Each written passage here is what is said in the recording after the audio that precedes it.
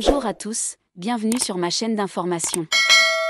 Florent Pagny a accordé une interview au magazine Moto Heroes afin d'évoquer sa passion pour la moto et les voitures. C'est d'ailleurs avec son premier cachet que le coach emblématique de The Voice a acheté son premier bolide. Une interview inattendue. Florent Pagny revient sur le devant de la scène.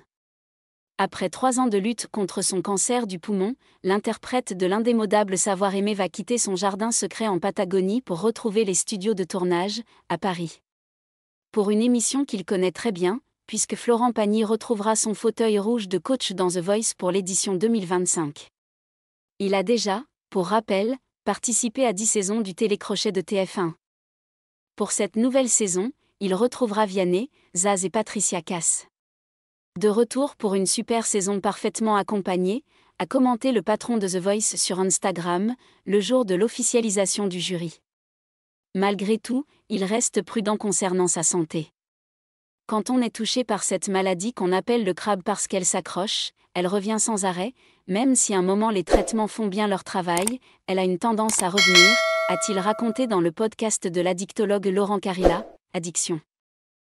En attendant, le chanteur de 62 ans s'est confié sur l'une de ses passions dans le magazine Moto Heroes. Dans cet entretien accordé à Éric Jean-Jean, Florent Pagny a présenté sa collection de motos. Dans le magazine, les propos de l'interprète de chanter sont illustrés par une série de photos en noir et blanc. La collection est telle qu'elle se compose d'une 40aine de Triumph et d'une demi-douzaine de Vincent. Cette marque avait été d'ailleurs sauvée de la faillite par le chanteur lui-même en 2005.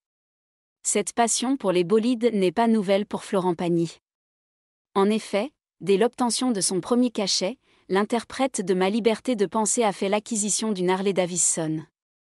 Outre les motos, le coach emblématique de The Voice a aussi une attirance pour les voitures. Ma première était une R5 Turbo. J'ai eu la version plus populaire. Elle marchait du feu de Dieu, s'est-il remémoré, rappelant enfin qu'il a roulé très tôt, mais obtenu le permis très tard. Malgré la passion, Florent Pagny est bien conscient des coûts financiers de ses motos et voitures. Merci à tous d'avoir regardé ma vidéo, laissez un commentaire et n'oubliez pas de vous abonner à ma chaîne.